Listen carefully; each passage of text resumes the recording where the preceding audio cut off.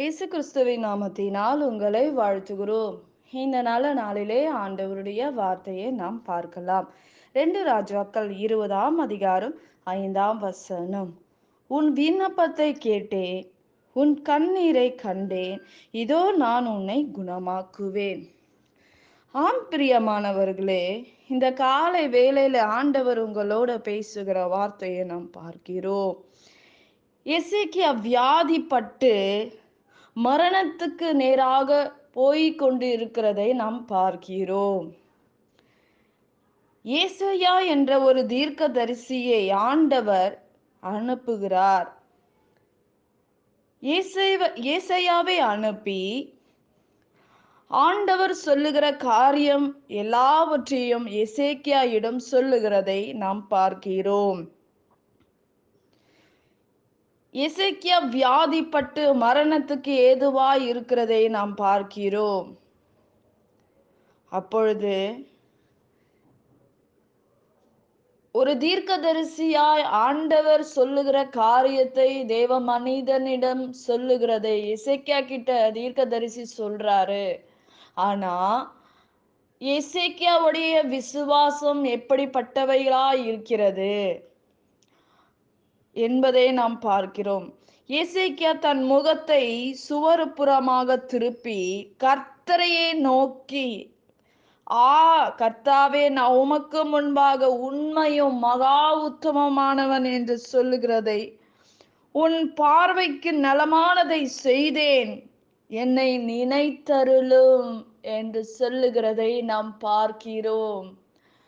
ஆண்டவர் எசேக்கியாவை நினைத்தார்.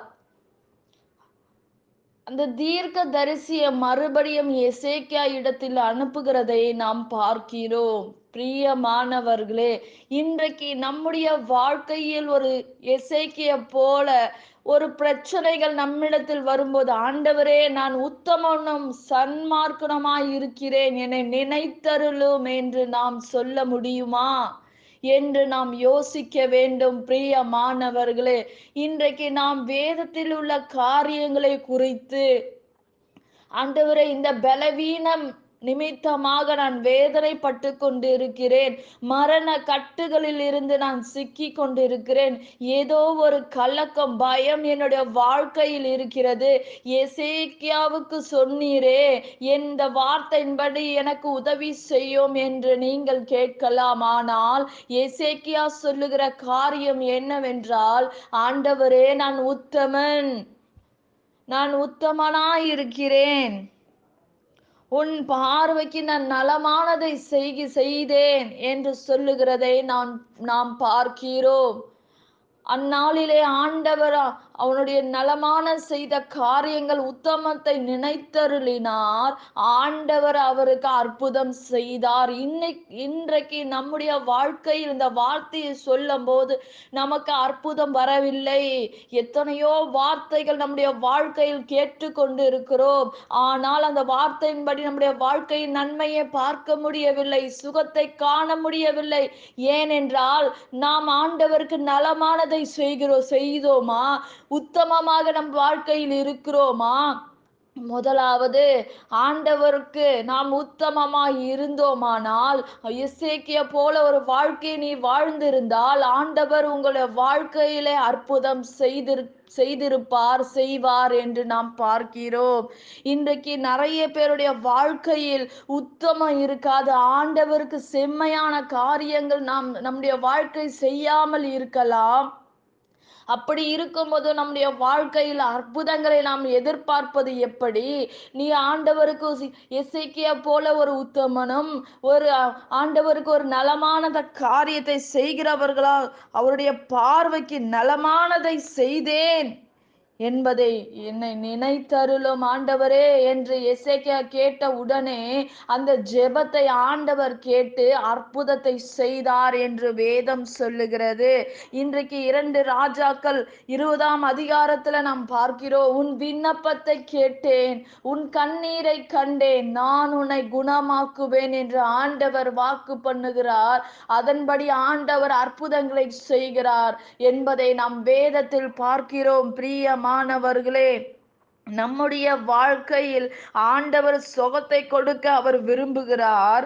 ஆண்டவருக்கு எசேக்கியாவை கொண்டு அந்த தீர்க்க தரிசனத்தை ஆண்டவர் மாற்றி அவருக்கு நான் சுகத்தை கொடுக்கிறேன், ஆயுசு நாட்களை கூட்டி கொடுக்கிறேன் என்று ஆண்டவர் மறுபடியும் தீர்க்க தரிசியின் மூலமாக ஆண்டவர் பேசுகிறதை நாம் பார்க்கிறோம். பிரியமானவர்களே, இன்றைக்கு நம்முடைய வாழ்க்கையில் அப்படிப்பட்ட காரியங்கள் இருந்தால் நிச்சயமாக ஆண்டவர் நம்மை நினைத்தருளுவார்.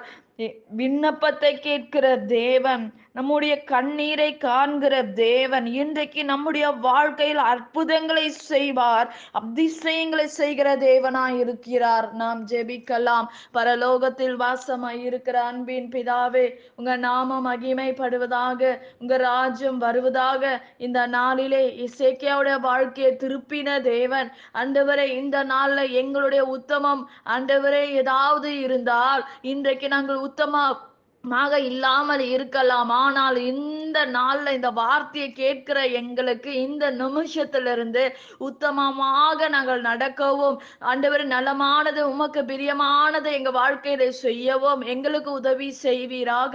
எங்களோட தவறை மன்னிங்க, எங்களோட மீறுதலை மன்னிங்க, எங்களுக்கு ஒரு அற்புதங்களை செய்யுங்க. மரண கட்டிலிருந்து எங்களுக்கு விடுதலை தாங்க, எங்களுக்கு போராட்டத்திலிருந்து விடுதலை தாங்க. வரவேண்டிய பணங்கள் வரட்டும். குடும்பங்களுக்காக விண்ணப்பம் கேட்கிற பிள்ளைகளுக்கு அற்புதங்களை செய்யுங்க. ஆண்டவரே பண தேவைகளை சந்திங்க. வேலை செய்கிற இடங்களில் வருகிற பிரச்சனைகளை மாற்றுங்க. பெரிய காரியங்களை செய்யுங்கப்பா. இந்த நாட்கள்ல மறுபடியும் வருகிற பிரச்சனைகள், வியாதிகளை கர்த்தர் தாமே நிர்மூலமாக்கி போடும்படி, பிள்ளைகளை பாதுகாத்து கொள்ளும்படி நாங்கள் செபிக்கிறோம்ப்பா. இரத்த கோட்டைகளை ஒப்பு கொடுக்கிறோம். எல்லா மரண கட்டுகளிலிருந்து, பயத்திலிருந்து விடுதலை ஆக்குங்க. தூக்கம் வராதபடி இருக்கிற பிள்ளைகளுக்கு அற்புதங்களை செய்வீராக. வர வேண்டிய பணங்கள் வரட்டும், விற்க வேண்டிய இடங்கள் விற்கப்படட்டும், கடன் பிரச்சனைகள் மாறட்டும். ஆண்டவரே குழந்தை இல்லாதவர்கள் குழந்தைகளை கட்டளிடுங்க. குடும்பத்தில் பிரிவின ஆவிகள் இயேசுவின் நாமத்தினால கட்டப்படுவதாக இந்த நாட்களில் அப்பா. உங்க கரத்துல ஒப்பு கொடுக்கிறோம் ராஜா. இன்றைக்கு பிள்ளைகளோட விண்ணப்பத்தை கேட்டு பதில் கொடுப்பீராக. இயேசுவின் நாமத்தில் வேண்டுகிறோம் உங்க ஜீவனுள்ள நல்ல பிதாவே, ஆமென். கர்த்தர் தாமே உங்களை ஆசிர்வதிப்பாராக. ஆமென்.